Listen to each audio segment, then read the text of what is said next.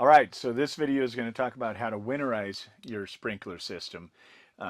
This, along with the de-winterizing sprinkler system, you can do it. It takes about 5 minutes, maybe 5 to 10 minutes each way, and it's something you can do as many times as you want throughout the wintertime.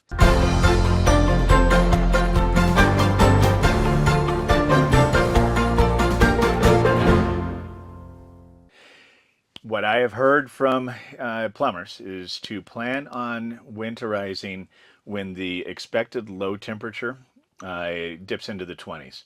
So freezing is 32, but what I've been told is 30, 31. We don't really need to worry about the winterizing once it gets into the 20s. Then we want to do this. So there's an inside step, actually two separate steps on the inside, and then the outside. We start on the inside. We start by turning the water off. So right here, this house is easy because it is labeled for you. But if it isn't labeled, you're going to have a line coming out of the, either out of the ground or out of the wall. This is your main water line. So this will shut everything off, including the sprinklers. This will shut off everything off in the house, but it will bypass the sprinklers, leave that on. So all we're going to be doing here is shutting off the sprinklers. Valves, when they are perpendicular to the line, that means they are shut. When they are in line parallel, that means they're open. We'll come back down here at the very end to open up this bleeder valve that drains the water out of the lines, and that's our final step. So we'll get to the outside now. Okay, so we're outside. We have 5 valves that we want to work with, and then a bleeder valve as well out here. So 4 of them are up here. What we're going to be doing is shutting some off, opening some up so that the water can drain out from the lines.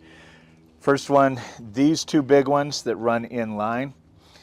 This is what I was taught from a landscaper. Turn it off all the way, put it back into the 45-degree position.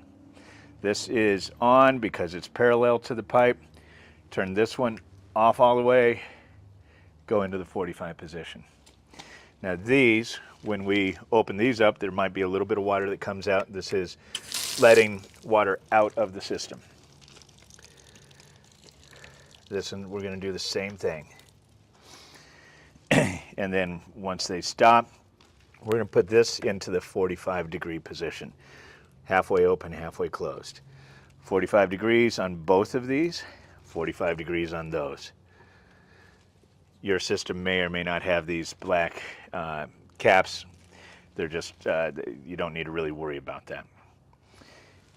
This bleeder valve, we bypassed that in the first part of this video downstairs. We're going to go ahead and open it up here. This will get some of the water out, and that'll reduce the amount of water that's coming out downstairs.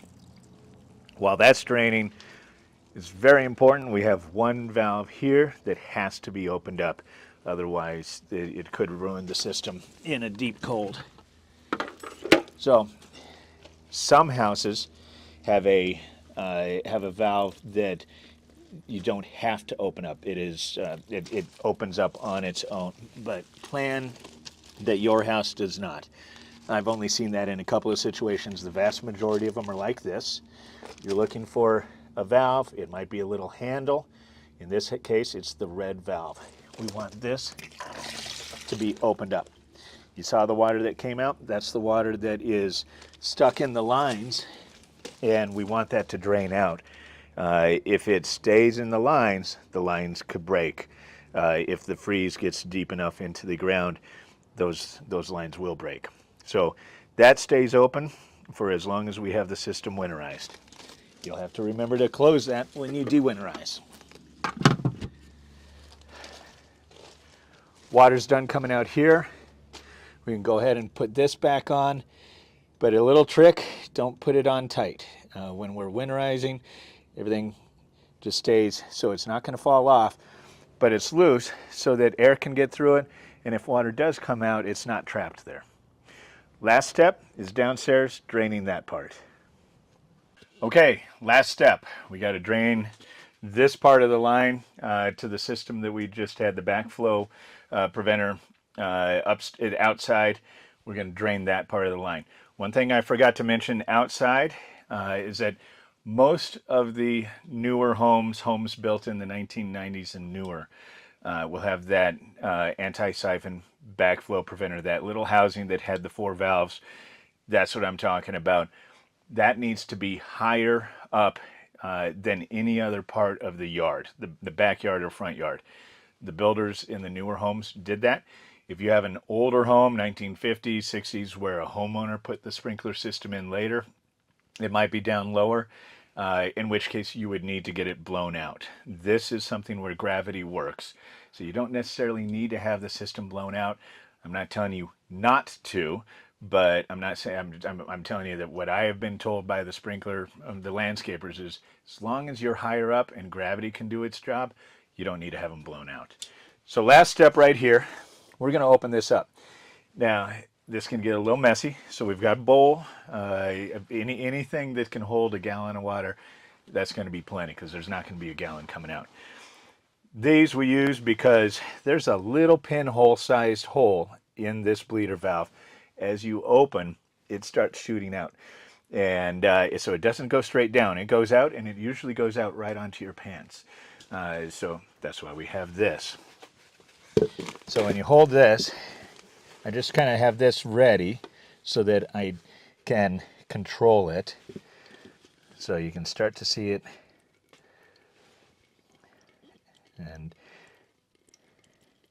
now you can see where that hole is. There we go.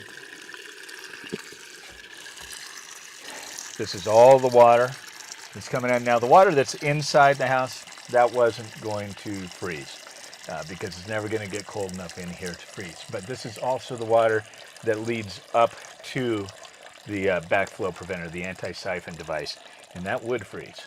So it's good to just get all the water out. It only takes about 30 seconds or a minute for this to happen, and then it's all done. Now, most common problem that people have when they're doing it themselves is they lose this.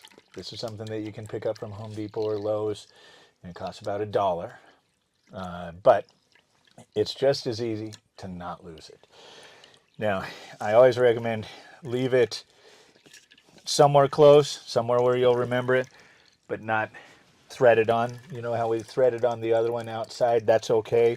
This one we don't really want to, and the reason for that is this shutoff valve may not work 100%. If it works 99%, that means over time this line is going to fill up with water if you have this that's stopping this up. So safety, I don't care if the basement floor gets a little bit wet. You come down once in a while and look at it and you see, make sure that it's not getting too wet, but just leave this off. If you don't have that option, you can put this on really loosely like we did with the other one, but if you have the opportunity to just leave it out, that's the safest bet, and that saves the rest of the sprinkler system. That's it. The last thing you want to make sure is your timer. You turn that off. From the run position, turn it off, and you are all set. That's winterizing your sprinkler system.